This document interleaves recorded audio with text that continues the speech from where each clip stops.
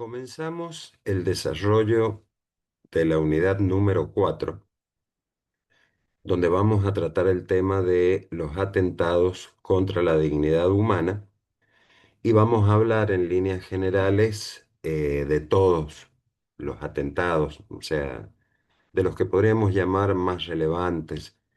Y obviamente después vamos a tratar el tema del aborto, la eutanasia y el suicidio asistido.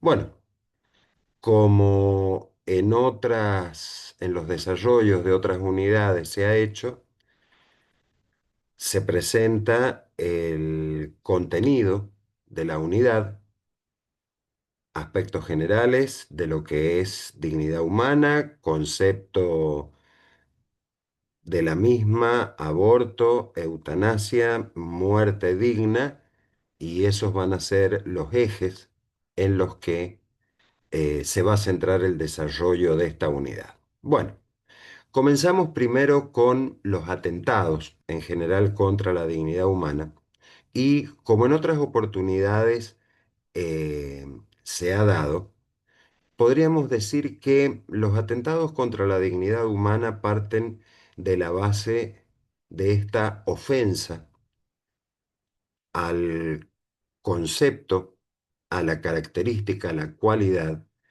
que tienen todas las personas de esta dignidad inherente. Se reitera, obviamente, porque ya hemos visto dignidad humana, pero se reitera este concepto para poder reafirmar la idea de que todo individuo de la familia humana posee esta característica, comparte esta característica cualquiera sea su situación circunstancial. Muerte, eh, aborto, eutanasia, crímenes de guerra, genocidios, no son otra cosa que una vulneración a la dignidad humana. Es muy importante y me ha parecido provechoso incluir justamente la Constitución Pastoral Gaudium et Spes del Concilio Vaticano II, porque en realidad no es solamente un documento de tipo religioso, sino que describe con muchísima claridad y en pocas palabras lo que es atentar contra la vida humana.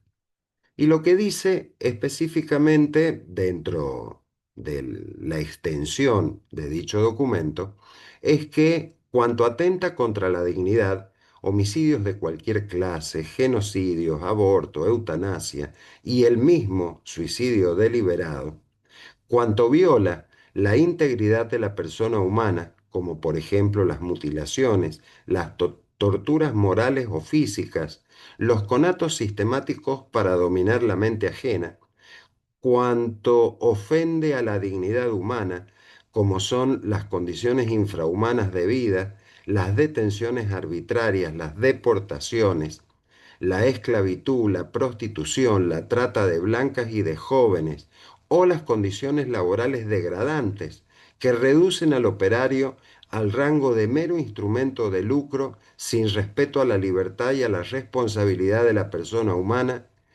Todas estas prácticas y otras parecidas son en sí mismas infamantes, degradan la civilización humana, deshonran más a sus autores que a sus víctimas y son totalmente contrarias al honor debido al Creador. Recordemos que cuando hablamos de dignidad humana, nosotros tenemos dos caminos para reconocer su existencia. El primero, basado en la fe, simplemente reconocer que hemos sido creados a su imagen y semejanza. El segundo, desde el punto de vista de la razón, hablar o analizar las características intrínsecas de la persona y reconocer esencialmente que en ella se subsume una serie de singularidades que son únicas, su racionalidad, su sociabilidad, entonces su culturalidad. Entonces nosotros no podemos dejar de conocer, y así lo recepta, como en algún momento lo hemos mencionado, la Declaración Universal de los Derechos del Hombre y otros documentos más donde permanentemente se reitera el concepto de dignidad humana, no podemos desconocer nuestra esencia y no podemos dejar de defenderla. Por eso, la época actual en medio de sus adelantos, es también una época en la que se ha rebajado al hombre a niveles insospechados, ¿no es cierto? Es objeto de desprecio por los valores humanos. Primer atentado contra la dignidad humana, pena de muerte. Este es un tema polémico, complejo, con argumentos a favor, argumentos en contra. La pena de muerte también se la denomina pena capital, una sanción penal en donde lo que se hace es la ejecución del individuo como castigo por la comisión de un delito grave o de un delito gravísimo. Bueno, tenemos argumentos a favor, argumentos en contra, tenemos también debates abiertos porque es un instituto del derecho penal, que en muchos ámbitos religiosos, jurídicos, sociales, justamente se rechaza. Y podríamos hablar de argumentos a favor y de argumentos en contra, que simplemente los vamos a mencionar porque seguramente todos ustedes ya los conocen en la medida que han cursado otras materias del derecho penal, donde específicamente se habla de la pena de muerte. Primero, los argumentos a favor: justicia retributiva. La pena de muerte es una forma justa de retribuir un daño causado. Esto del principio ojo por ojo, un argumento un poco débil porque en realidad sabemos que estaríamos hablando de un gesto vindicativo, de un gesto de venganza. Otro de los argumentos a favor es la disuasión, la dureza de estas sanciones legales obviamente implican, ¿no es cierto?, una disuasión, aunque la evidencia científica, los datos estadísticos demuestran que esto no es tal como se describe. Protección de la sociedad. Al ejecutar a los criminales se argumenta que se protege a la sociedad de futuros delitos perpetrados por los individuos. Esto sería el sostenimiento o contribuir al mantenimiento del tejido social, evitando justamente este tipo de conductas que lo hieren o lo lesionan seriamente.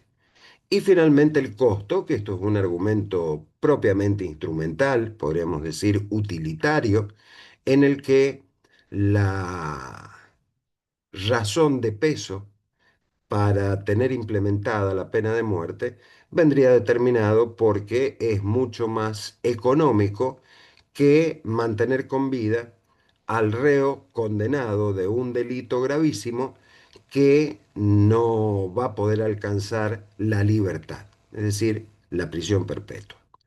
Argumentos en contra. Bueno, todas las personas en sí tienen derecho a la vida, y justamente, incluso hasta en el delincuente, se violaría el derecho humano y fundamental a la vida si se lo castiga a la pena de muerte. Además, estas prácticas son inhumanas y crueles, consideran que la ejecución es un trato cruel, inhumano, es degradante y por lo tanto inmoral. La irreversibilidad, que me parece es el argumento más serio y de mayor peso, la pena de muerte es una sentencia irreversible.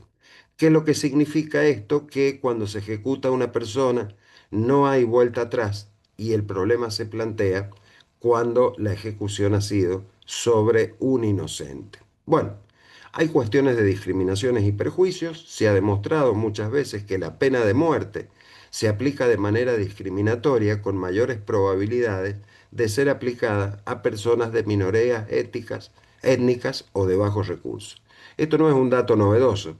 Si nosotros vemos, por ejemplo, las estadísticas de Estados Unidos, podemos observar cómo los condenados a pena de muerte suelen ser personas de color, suelen ser mexicanos, suelen ser latinos y en muy inferior porcentaje blancos norteamericanos. Otra que ya lo había mencionado antes, y esto es concordante con la irreversibilidad, es el error judicial. Justamente como la sanción es irreversible, la existencia de un error judicial supondría entonces una lesión que es imposible de ser reparada. Cuando se utiliza el instituto de la prisión perpetua, es obvio darse cuenta que cualquier situación de revisión puede llevar justamente a una rectificación de la sentencia y por ende dejar en libertad a aquella persona que había sido injustamente condenada. Con la pena de muerte esto no ocurre. Tampoco es disuasión suficiente.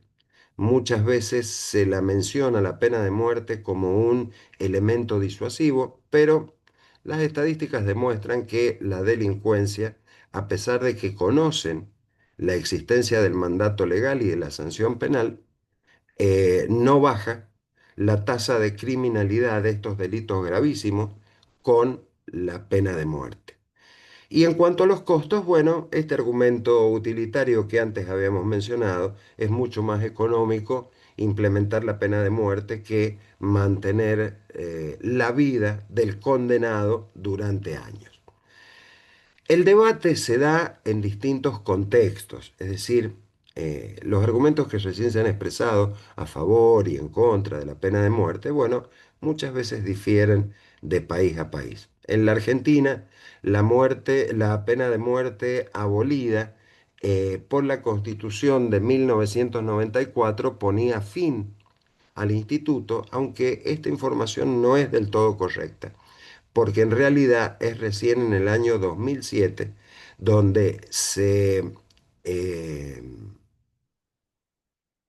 es decir, se modifica la estructura legal del último sector donde estaba implementada la pena de muerte, que es el Código de Justicia Militar. Bueno, en Estados Unidos la pena de muerte sigue siendo legal en algunos estados, está prohibida en otros estados. Normalmente se utiliza para delitos que son gravísimos, ¿no es cierto? Y normalmente es infinitamente superior el porcentaje de pena de muerte que se aplica a varones que a mujeres. Amnistía Internacional, un organismo que si bien está ideologizado o atravesado por ideologías internacionales, justamente brega o se opone a la pena de muerte en todos los casos, considerando que es una violación de los derechos humanos. Y las Naciones Unidas también se oponen a la pena de muerte y promueven una eh, abolición a nivel mundial. Como ya les dije antes, es un tema complejo, controvertido, hay argumentos que son sólidos a favor, hay argumentos que son sólidos en contra. Si uno tuviera que hacer tuviera que pesar la entidad de los argumentos, yo me inclinaría justamente por entender que la falta de certeza moral en cuanto, que sería de carácter absoluto, obviamente, en cuanto a la culpabilidad del condenado, nunca la vamos a alcanzar, con lo que la pena de muerte implica el peligro de condenar y ejecutar a un inocente y quizás esta sea la peor afrenta del derecho penal. Yo les doy un comentario, una vez me lo hicieron a mí, me lo dijo un profesor cuando yo estudiaba derecho penal, hace muchísimos años, y decía, siempre es preferible decenas de culpables libres y no un inocente condenado. Es decir, a ese punto llega la relevancia que tiene el error judicial. Pueden haber errores judiciales, obviamente, que permitan que no se le imparta castigo a una persona culpable. Sin embargo, no puede haber, o es gravísimo, que haya castigo para un inocente. Bueno, cuadro descriptivo para que ustedes lo lean con tranquilidad de la pena de muerte en el mundo, los países donde está suprimida, los países eh, donde, por ejemplo, eh, se mantiene para cierto tipo de delitos y los países donde se aplica.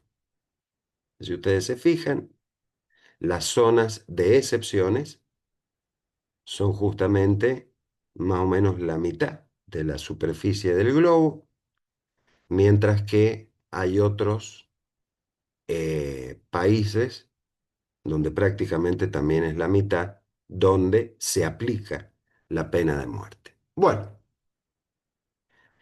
eh, siguiendo con el argumento de lo que estamos hablando, de pena de muerte, ¿no es cierto? Em, Se menciona justamente como argumento el artículo 18 y hay un prestigioso procesalista argentino que es Alberto Bovino, que dice que la pena de muerte en realidad es más fuerte y podríamos decir más injusta, más intolerable que el homicidio en sí mismo, porque justamente es ahora el Estado quien termina haciendo lo mismo que el acusado o el condenado por un delito, lo que resulta mucho peor. Es decir, el razonamiento es absolutamente claro. Eh, Se puede esperar del particular una ofensa penal, una violación, o sea, crímenes aberrantes y gravísimos. Una violación seguida de muerte, un robo seguido de muerte, la muerte de niños y muchas veces estos delitos en la sociedad, ¿no es cierto? Se clama la pena de muerte, pero en realidad el problema serio que existe cuando uno lo analiza con cierto detenimiento es que lo que le estamos pidiendo al Estado es que el Estado haga lo mismo que ha hecho el ofensor. Es cierto que no disminuye la criminalidad, no vamos a seguir ahondando en estos conceptos. Es cierto también que el error judicial yo diría que es el principal argumento por el cual la pena de muerte no debería estar vigente en ninguna parte del mundo. eh, y muchas veces se plantea justamente la frustración de la ejecución en la pena de muerte. Por ejemplo, en Estados Unidos, cuando se produce la pena de muerte por inyección letal, se han dado casos de condenados que no mueren y entonces en ese caso eh, se debe volver a ejecutar la medida para provocar la muerte. O en otros casos, por ejemplo, la ejecución de la medida coloca a la persona ejecutada en una agonía de muchos minutos, absolutamente, con dolores absolutamente intolerables. Entonces ahí se abre el debate también sobre el tipo de ejecución que podríamos decir más efectiva o idónea. Esto verdaderamente que pone en crisis el concepto de pena de muerte. Desde un punto de vista filosófico, la religión obviamente eh, habla de la piedad, del perdón al prójimo, pero en la sociedad es evidente que debe existir un debido resguardo por parte del Estado para la comisión de delitos gravísimos en los que yo no sé si sea tan funcional y tan idóneo el empleo de la pena de muerte. La postura penal dice que hay quienes hablan, y está científicamente demostrado, cómo la, mm, el sistema penal logra rehabilitar o bien reinsertar al preso en la sociedad, cosa que puede ser correcta respecto de ciertos delitos. Sin embargo, hay otros en donde la reiteración nos pone en evidencia sobre todo aquellos que son de ofensa sexual, el caso de la violación, ¿no es cierto? Eh, Nos pone en crisis la idea de la reinserción social. Y hay una postura social, y es que la pena de muerte sería tanto como Ravena lo dice, que es un filósofo español, dice que sería tanto como apagar un incendio echando nafta. Es comprensible que ante la desesperación se pueda llegar a este tipo de peticiones, lo que recién comentaba, esto de que muchas veces la sociedad reclama.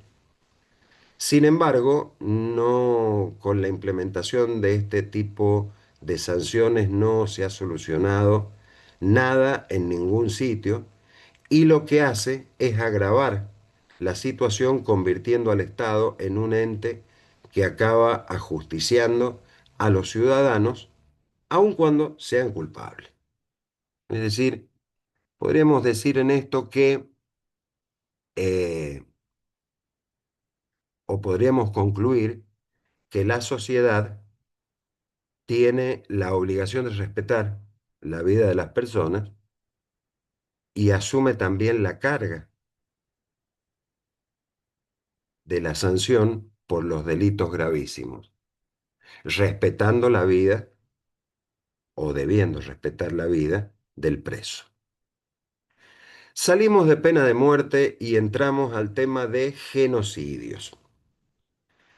Acá aparece un nombre, normalmente cuando estas imágenes que se ven acá abajo son imágenes dolorosísimas de niños, las que ustedes están viendo a la derecha, de adultos, las que ven a la izquierda de la pantalla en la parte inferior, de los campos de concentración nazi, ¿no es cierto?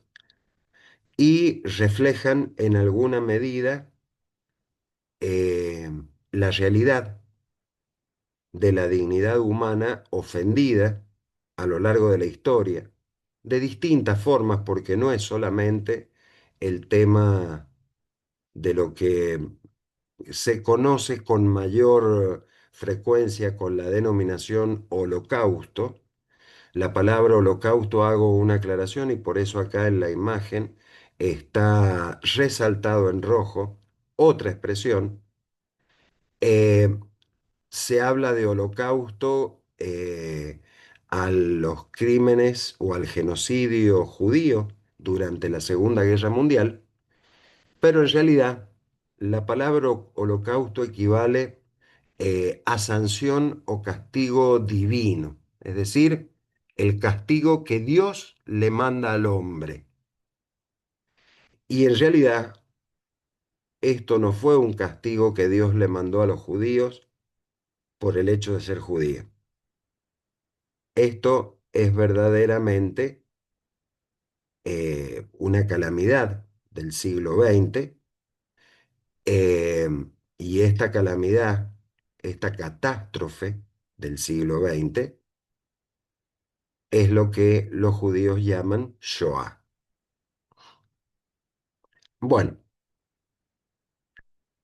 eh, se podría decir también que cuando hablamos del genocidio judío durante la Segunda Guerra Mundial, fue un hecho histórico bisagra porque dio origen a un nuevo reordenamiento mundial en donde incluso se reorganizaron las naciones bajo una nueva estructura, Naciones Unidas, se explicitaron los derechos de la persona humana y se emprendió, mediante el compromiso de las naciones, un muy largo camino de respeto, en la promoción del respeto de la dignidad humana en diversos aspectos que son propios de las sociedades. La educación, la alimentación, la relación entre las naciones, etcétera, etcétera. Bueno, seguimos adelante con los genocidios. El primer genocidio del siglo XX podríamos decir que es el genocidio Herero y Namaqua, que son dos pueblos africanos en lo que hoy sería Namibia, en el año 1904 y hasta el año 1907 se exterminaron casi 30, o sea, se diezmó la población, prácticamente desapareció la población Herero y Namaqua, ¿no es cierto?, en África. Y esto comienza con la dominación alemana o las colonias alemanas en África, que en algún momento, en el año 1904, generan un alzamiento y los hereros, bajo las órdenes, ¿no es cierto?, de su jefe, que era Majarero, Samuel Majarero, se rebelan contra el dominio colonial alemán. Bueno, el ejército alemán de aquella época estaba comandado por el general Lothar von Trotha, que los derrota en el desierto de Omajeque, los derrota a los hereros y en ese momento mataron o masacraron a más de, o sea, los datos no son precisos, pero se habla de entre 24 y 60.000 personas, casi el 70% de la población. Hubo un segundo levantamiento de las tribus Namaqua, donde se perdió el 50% de la población. Una cosa que es relevante, es decir, no modifica en nada la gravedad de la muerte de seres humanos, pero por lo menos permite conocer una reflexión, una autocrítica. Fue que justamente Alemania pide disculpas en 2004 por este genocidio. Las disculpas oficiales obviamente que también implica otros reconocimientos jurídicos, eh, a indemnizaciones, etcétera, etcétera. Distinto de lo que vamos a ver más adelante, del genocidio armenio, que hasta el día de la fecha Turquía no reconoce la existencia del mismo. Bueno, como les decía, 1915-1923, gobierno de los jóvenes turcos aparece o se desarrolla justamente el genocidio armenio, que fue una deportación forzosa de un número indeterminado de civiles armenios que se calculó aproximadamente en 1 millón, entre 1,5 millones y 2 millones de personas, a través de lo que se denominaban marchas de la muerte. Se los deportaba de Armenia y se los hacía caminar, las personas iban desfalleciendo y se terminaban muriendo. Este es el resabio, ¿no es cierto?, del Imperio Otomano, del antes Imperio Otomano, que tuvo un esplendor en toda la zona de Asia y Europa, muy importante siglos atrás. En 1915 comenzaba justamente este genocidio. Comenzó el 24 de abril y ese mismo día se detuvieron, como pasa, es rasgo característico, intelectuales armenios en Estambul. Se caracterizó, bueno, obviamente, como también pasa, por la brutalidad de las masacres, la utilización de estas marchas de la muerte o marchas forzadas, eh, y otros grupos étnicos también, junto con los armenios, padecieron, ¿no es cierto?, el flagelo de este genocidio, como eran, por ejemplo, los asirios, los griegos de Ponto, los serbios, y estos son verdaderos o verdaderas, es decir, se pone en evidencia como hecho histórico, verdaderas políticas de exterminio. Es importante este conceptito, políticas de exterminio, porque justamente lo vamos a ver nuevamente en la Alemania nazi. Bueno, genocidio ucraniano. Quizás ahora nosotros podamos comprender en alguna medida, no justificar, pero sí comprender el por qué, más allá de las razones políticas, el por qué una guerra tan sangrienta entre Rusia y Ucrania, en la que justamente Rusia invade Ucrania. En 1932 se produce lo que se llama Golodomor, y este es el genocidio ucraniano. En aquella época, obviamente, todavía bajo la órbita de la Unión de Repúblicas Socialistas Soviéticas, Ucrania es sometida al rigor estalinista y, em, según las estadísticas mencionan, fueron entre 7 y 10 millones de personas las que en ese momento murieron, con el fin justamente de aplastar toda resistencia contra el régimen soviético, teniendo, les hago mención a lo que actualmente está pasando, contra el régimen soviético y ampliar el control sobre los campesinos.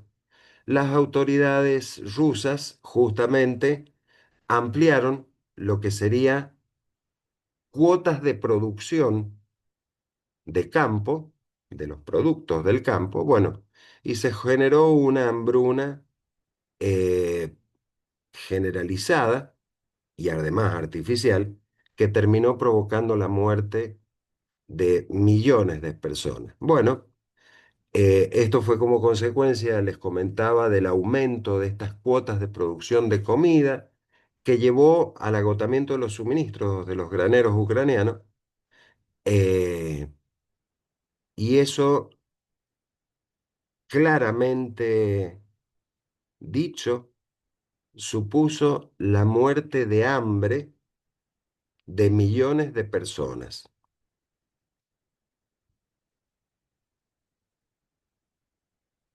Acá comenzamos con la Shoah.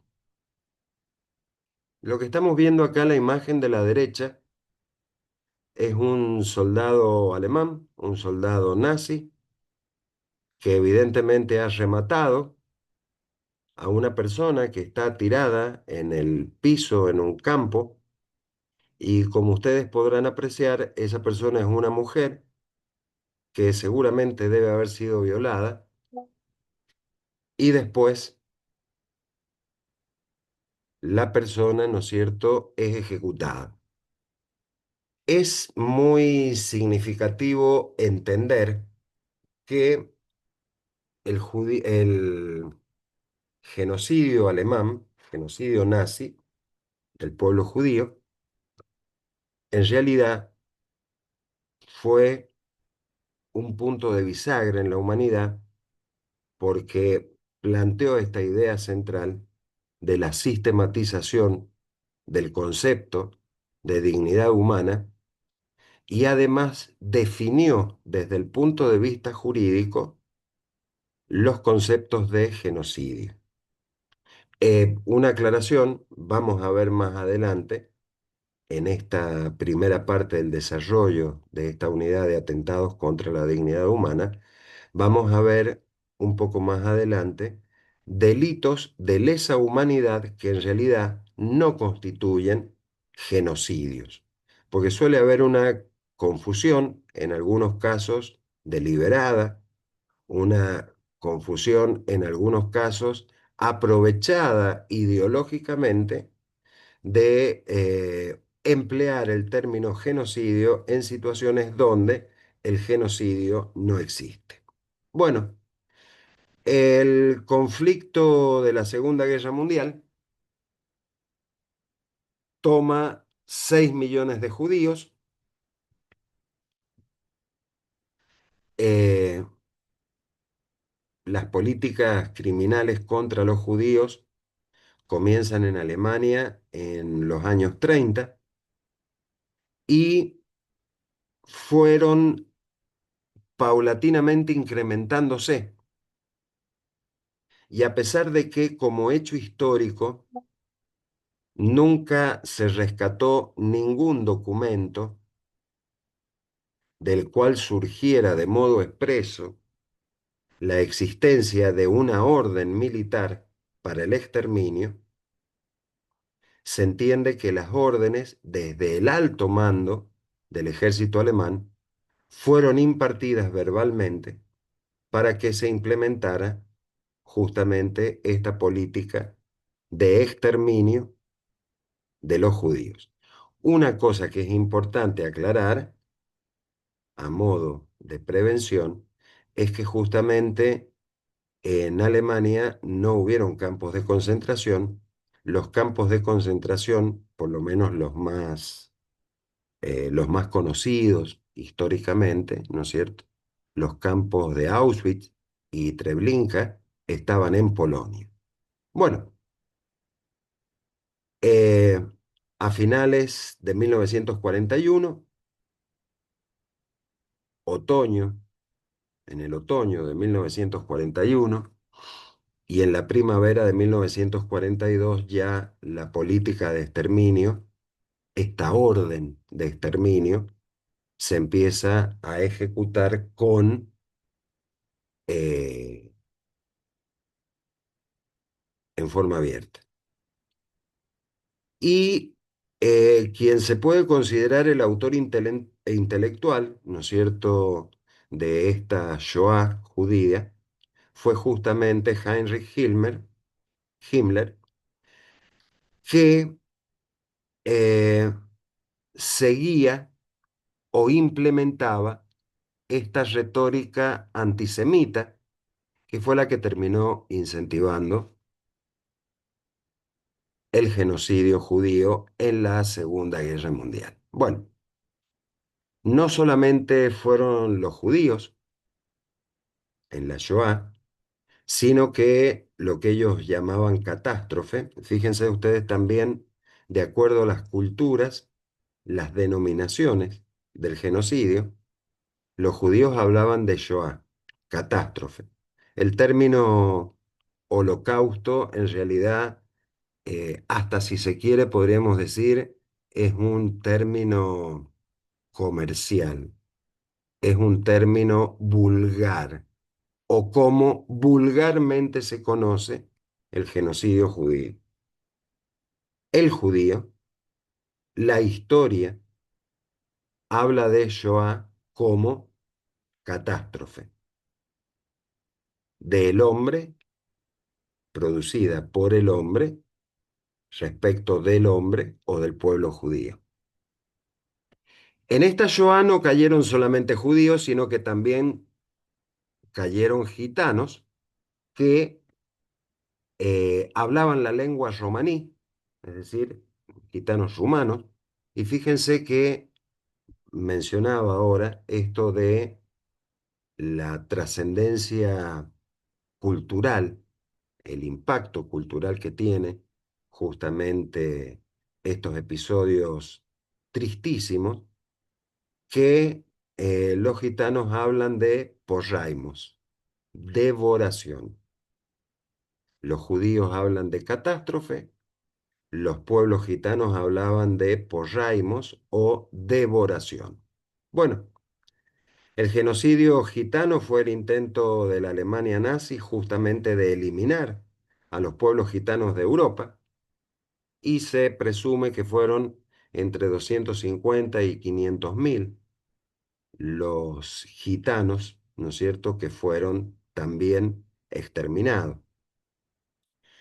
Eh, en tiempos modernos, la comunidad gitana también ha comenzado a hacer reclamos internacionales justamente por el exterminio que se hizo en la Segunda Guerra Mundial de su gente. Acá tenemos uno de los delitos de lesa humanidad, los bombardeos de Hiroshima y Nagasaki. Los bombardeos de Hiroshima y Nagasaki, bueno, son dos hechos históricos que ustedes más o menos tienen conocimiento o por las películas o se los habrán enseñado en historia, pero eh, durante la Segunda Guerra Mundial, cuando ya la Alemania nazi o el territorio alemán estaba por ser invadido o ya había sido invadido, me parece, el territorio alemán por los norteamericanos y los rusos, que fueron los primeros en entrar en Alemania, eh, en lo que sería la Guerra del Pacífico, Japón todavía continuaba las acciones militares. Estados Unidos, para la preservación, ¿no es cierto?, de la vida de sus tropas, decidió tirar dos bombas sobre el Japón, sobre dos centros industriales, Hiroshima y Nagasaki, eh, y para esto organizó una ofensiva aérea utilizando un avión, un bombardero norteamericano, un B-25, un B-29, un bombardero norteamericano que se llamaba Enola Gay. No está escrito acá. Y es una costumbre muy de los yanquis, muy norteamericana, ponerle nombrecitos por ahí a estas armas de destrucción masiva. La primer bomba atómica que con intención deliberada de matar a una población se tiró en la historia de la humanidad, se le puso el nombre de Little Boy, pequeño niño o pequeño muchacho. Y fue justamente el 6 de agosto de 1945.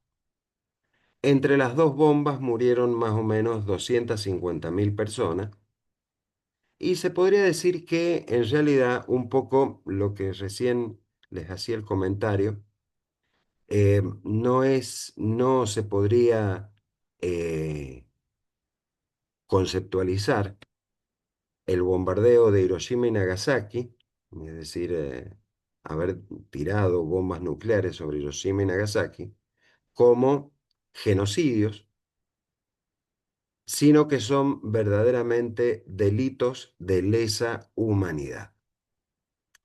¿Cuál sería la diferencia? Bueno, Los alemanes no buscaban exterminar al pueblo judío, eh, sino simplemente terminar con un hecho militar contundente, terminar la Segunda Guerra Mundial. Bueno, así pasó. 6 días después, Japón se rendía incondicionalmente. El costo de esto fueron 250.000 japoneses, en principio, que murieron fruto eh, de la explosión de, de las bombas. Pero después han seguido muriendo gente como consecuencia, es decir, población japonesa, como consecuencia del envenenamiento por radiación e incluso por la exposición, mucha de esa gente que no murió después tuvo enfermedades oncológicas, tuvo cáncer. Bueno, eh, evidentemente son dos episodios absolutamente sangrientos, son delitos de lesa humanidad. El gobierno norteamericano siempre ha defendido bajo el argumento de cuántas vidas hubiera costado, en realidad, continuar la guerra del Pacífico con el Japón hasta lograr su rendición.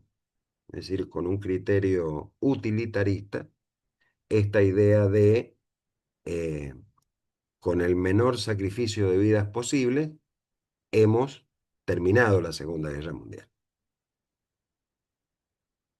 Bien, nosotros no nos podemos quedar atrás. La República Argentina es obvio que tiene que tener su genocidio, porque no vamos a ser menos que el resto del mundo, y el genocidio nuestro es el genocidio o la masacre de Rincón Bomba, donde se masacró al pueblo autóctono, la comunidad originaria, el pueblo Pilgalá.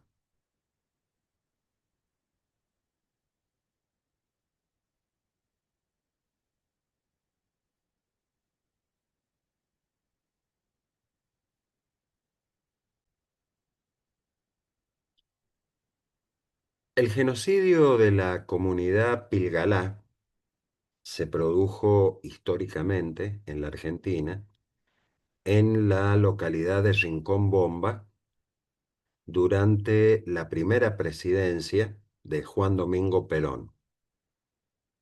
Em, Era una población autóctona, el pueblo Pilgalá, y un conflicto que se había presentado. Obviamente que el gobierno nacional acá no tenía nada que ver, ¿no es cierto? Pero un conflicto que se había presentado en la localidad de Las Lomitas, de lo que sería hoy día Formosa. En aquella época eran territorios nacionales. Bueno, fue manejado, por decirlo de alguna manera, en base a las armas por parte de la Gendarmería Nacional. En esos momentos, cientos de indígenas Pilgalá habían sido atacados con ametralladoras por la Gendarmería Nacional, que respondía a las órdenes de un gobernador anterior de Salta, Robustiano Patrón Costas, y este hecho ha sido eh, sistemáticamente ignorado por los historiadores en la Argentina.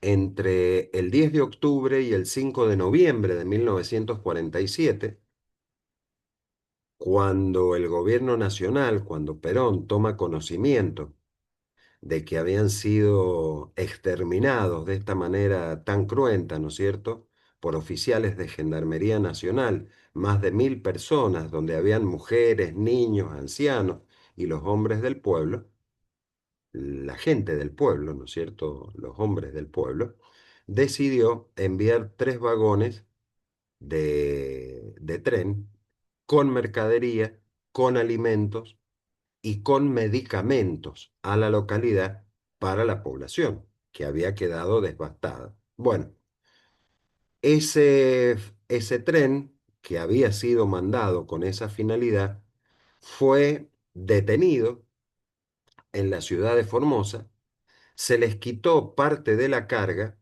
y tiempo después se permitió que continuara el camino hasta las adyaciencias, debe haber sido de la zona, pero los alimentos en aquella época, los alimentos ya estaban vencidos e igualmente fueron distribuidos entre la población pilcalá y a causa de las intoxicaciones alimentarias murieron más de 50 indígenas. Bueno, por temor a una rebelión, la Gendarmería Nacional acordonó, es decir, rodeó el campamento y los mantuvo confinados.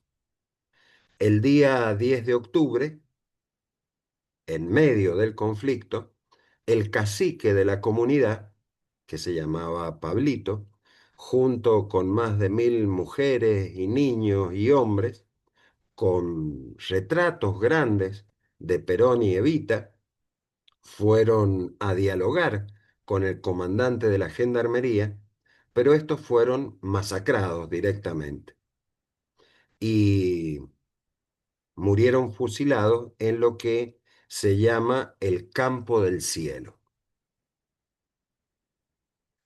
Esta, este hecho histórico, evidentemente tristísimo, porque fue el exterminio de una comunidad indígena, de la comunidad Pílgala, quizás sea el mejor ejemplo, muy triste, y mejor ejemplo de lo que es un genocidio, la extinción de una comunidad. O sea, tenemos en alguna medida este triste récord de tener un caso absolutamente, o sea, que responde absolutamente a lo que serían los tipos o las condiciones cumplidas para que exista este delito de genocidio. Bueno, otro, esto sale de la regla del genocidio y volvemos a los delitos de lesa humanidad, es la que se produce entre los días 26 y 29 de julio de 1968, eh, de una protesta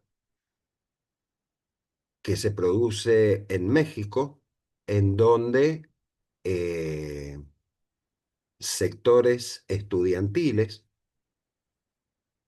toman una plaza eh, y las fuerzas policiales de, de México lo que hacen es cercar la plaza y también ejecutan a los manifestantes que habían iniciado un paro de trabajadores, seguramente reclamando por alguna condición económica que les era desfavorable. Entonces, ese día el ejército estaba vigilando a los manifestantes y directamente abrieron fuego. Tenían miedo aparentemente las autoridades militares que se tomara el edificio de Relaciones Exteriores y en ese hecho, en ese evento, las autoridades, o se estimó en principio, que los muertos habían sido entre 200 y 1500. Sin embargo, hubieron testigos que afirmaban que hubo grúas recogiendo centenares de cadáveres que habían quedado en la plaza y que esos cadáveres fueron incinerados. Entonces, no pudo determinarse a ciencia cierta cuál era el número, pero todos suponen, sospechan, que el número fue sensiblemente superior. Acá tenemos específicamente un delito de lesa humanidad. Bueno, un poco para comprender la idea de la Shoah en Alemania, en su momento cuando organicé estos contenidos, que no es justamente para el dictado de esta cátedra, sino para una exposición que hace varios años hice eh, a una institución social de la provincia de San Juan, eh, de comunidades judías, justamente eh, uno de los temas que me pareció importante tenerlo presente y expresarlo, justamente para compartir estas ideas con la comunidad, que obviamente tendrían padres y abuelos judíos que en su momento la han sufrido. Dentro de Alemania, Joseph Goebbels, que era el encargado durante la Segunda Guerra Mundial, eh, era el encargado de Hitler de la política de comunicación. Joseph Goebbels tenía una frase que él siempre repetía y decía que el hogar de un hombre es su castillo. Y cuando era criticado en aquella época, estamos hablando de 1933, que es cuando comenzaban las políticas antisemitas, por la entonces Sociedad de las Naciones. La Sociedad de las Naciones sería el equivalente de la ONU después de la Segunda Guerra Mundial, que había nacido como consecuencia del conflicto de la Gran Guerra Mundial, que fue la Primera Guerra Mundial de 1914 a 1918, donde termina con la rendición del Imperio Austrohúngaro, ¿no es cierto?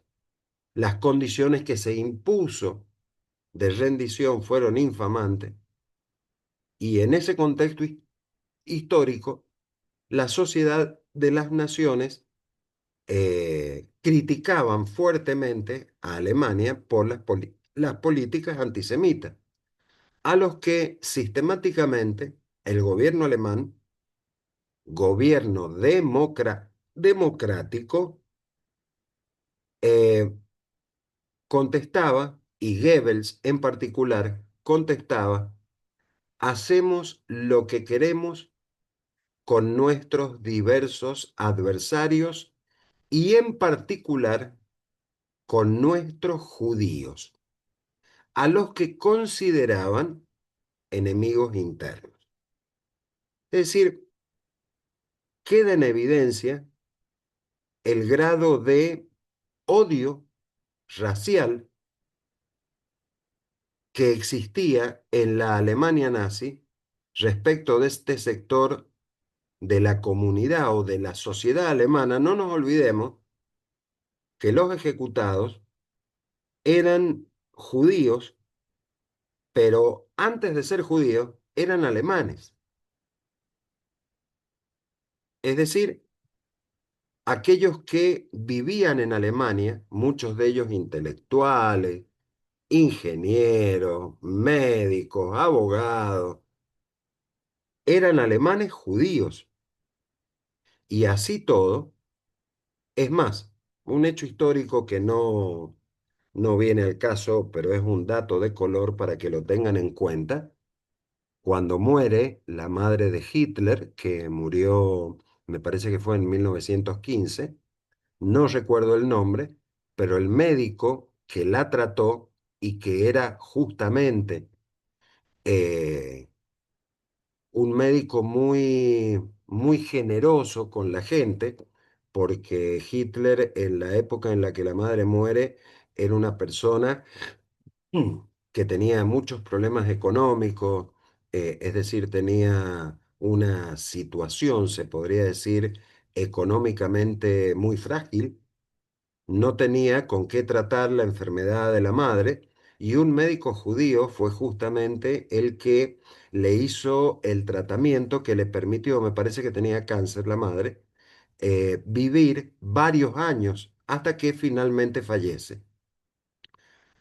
Eh, Cuando uno lee, ¿no es cierto?, estas historias de la vida de Hitler, sorprende el grado de agradecimiento que tenía Hitler con este médico, a punto tal que siguiendo en Alemania el médico, porque Hitler era austríaco y vivía en Austria, cuando finalmente Hitler se muda a Alemania, a Múnich específicamente, el médico alemán que había tratado a la madre, que era judío, le manda una carta comentándole los problemas que tenía por las políticas antisemitas. Y sorprendentemente, este es el dato histórico que sorprendió, Hitler con muy buena predisposición le contesta la carta diciéndole que iba a hacer todo en cuanto estuviera a su alcance para poder evitar que él sufriera algún perjuicio. Y Hitler cumplió con su palabra porque justamente este médico alemán que había atendido a la madre después pudo salir del país con su familia a Estados Unidos y siguió viviendo en Estados Unidos hasta que se murió. Es decir, eh, son, si se quiere, los contrastes de estas políticas antisemitas, pero en aquel entonces, retomando lo que estábamos hablando de hacer lo que se nos da la gana o lo que queremos con nuestros judíos, la postura de Goebbels era compartida universalmente por toda la sociedad. Parece escandalosa, parece detestable e indefendible desde el punto de vista moral que en la actualidad un político, ¿no es cierto?, pudiera esgrimir un argumento como este, pero en aquella época ese argumento era irrebatible. A nadie se le pasaba por la cabeza rebatir este argumento. Y la soberanía era justamente el término en que se confunde el derecho del pueblo a decidir por sí mismo y del tirano a decidir por su pueblo. Era la primera y la última palabra en las relaciones internacionales, ¿no es cierto? Lo que en ese momento pensaba ese gobierno alemán desquiciado que había generado estas políticas antisemitas. No nos tenemos que alejar mucho para encontrar también otros gobiernos desquiciados. Eh, la imagen que ven ustedes acá es de Joseph Stalin, líder ruso de la Revolución Rusa, sucesor de Lenin, y Stalin, cuando él imponía sus políticas, las imponía como políticas de terror y de miedo absoluto al pueblo, y era el pueblo ruso. Entonces él tenía una expresión, esta expresión que está acá surge justamente de una entrevista que le hacen cuando termina la Segunda Guerra Mundial. Habían entrado los norteamericanos en una parte de Alemania, en otra parte entran los rusos. En la parte en la que habían entrado los rusos justamente, eh,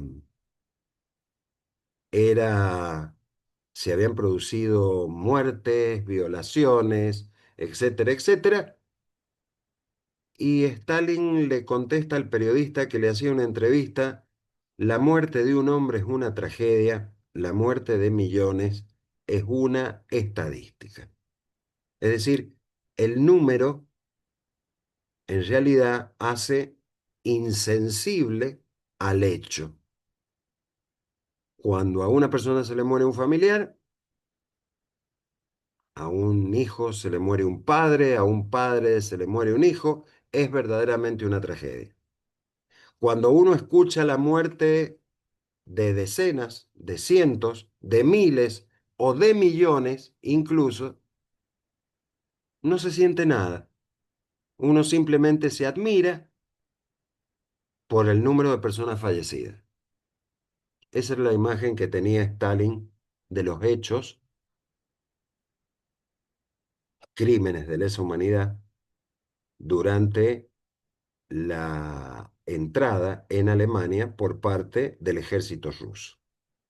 Bueno, para ir terminando esta primera parte, vamos a hablar, la Segunda Guerra Mundial dejó como consecuencia no solamente el nacimiento de las Naciones Unidas, sino también la necesidad de poder hacer una reflexión jurídica de los hechos que habían pasado, y dentro de esta reflexión jurídica aparece justamente el tema de la determinación del contenido jurídico de genocidio como tipo penal definido en el derecho internacional. No todo asesinato de cientos, decenas, miles, podemos considerarlo genocidio, sino que genocidio es un delito que tiene particularidades específicamente determinadas por el derecho penal internacional. Primero, un mens rea, es decir, un elemento intencional específico. El responsable de la perpetración de los actos enumerados, en este caso se está refiriendo a una enumeración particular, bueno, tiene que hacerlo con la intención de destruir total o parcialmente un grupo, también de los mencionados en este artículo, es decir, un grupo de personas que pertenecen a un pueblo, a una comunidad, que pertenecen a una raza, etcétera, etcétera. Y debe haber además un dolo especial, que es la intención de destruir total o parcialmente al grupo nacional, al grupo étnico, al grupo racial o religioso como tal. Entonces, es la intencionalidad del perpetrador la que determina la existencia del genocidio. Pretender el resultado. De esto que hemos explicado acá, ustedes si se fijan, volvemos por ejemplo a los acontecimientos históricos de Hiroshima y Nagasaki. No se buscaba eliminar al pueblo japonés, se buscaba específicamente terminar con la Segunda Guerra Mundial a cualquier costo, evitando más muertes de soldados en una guerra convencional, por decirlo de alguna manera. Con lo que es evidente que estaría fuera de tipo porque no está en ese hecho histórico la intención de destruir total o parcialmente al pueblo judío, al pueblo japonés, sino que específicamente lo que se buscaba era un hecho militar contundente que demostrara el poderío que tenía Estados Unidos en ese momento para que finalmente se lograra la rendición incondicional.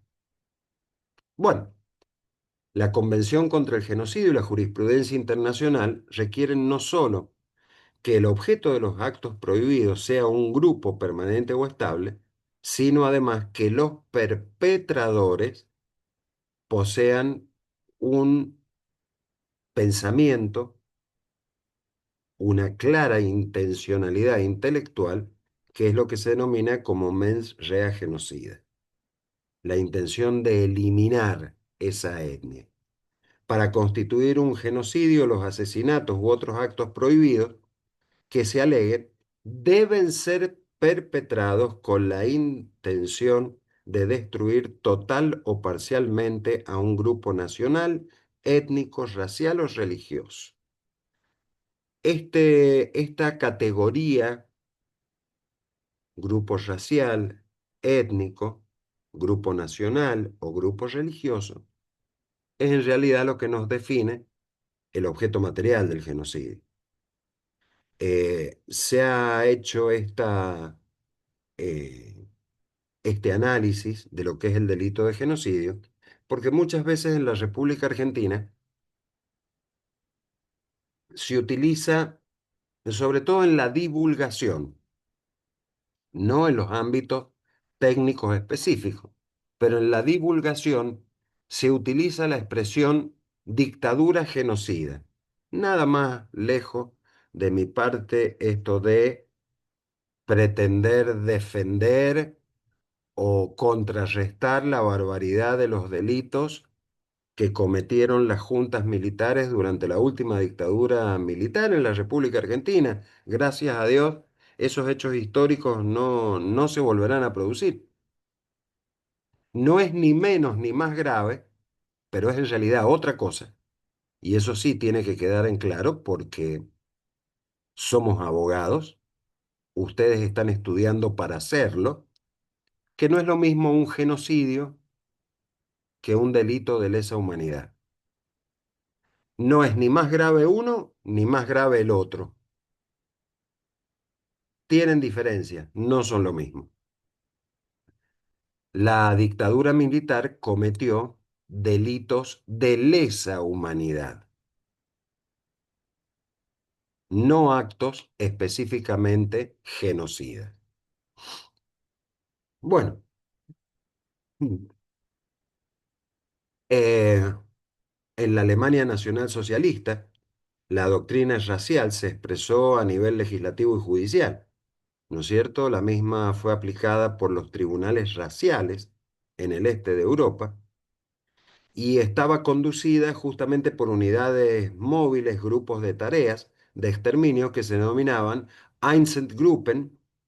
Estas unidades, siguiendo las órdenes en cadena de mando, llevaron a cabo dos tipos de operaciones que son las que se mencionan.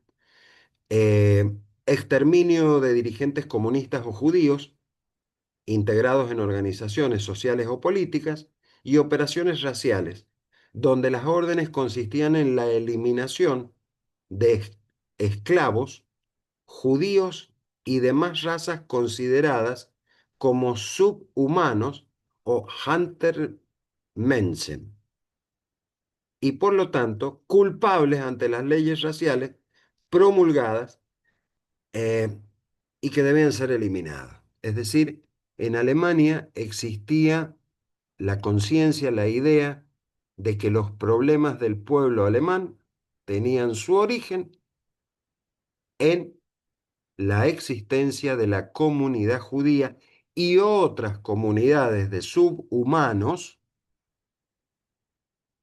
que es una expresión, bueno, absolutamente horrible, pero era la que se utilizaba, comunidades de subhumanos, como eran, por ejemplo, los gitanos, los homosexuales, etcétera, etcétera. Eh, con esto terminamos la primera parte del análisis de genocidios. Vamos a continuar, por razones de tiempo, ¿no es cierto?, la segunda parte hablando de esclavitud.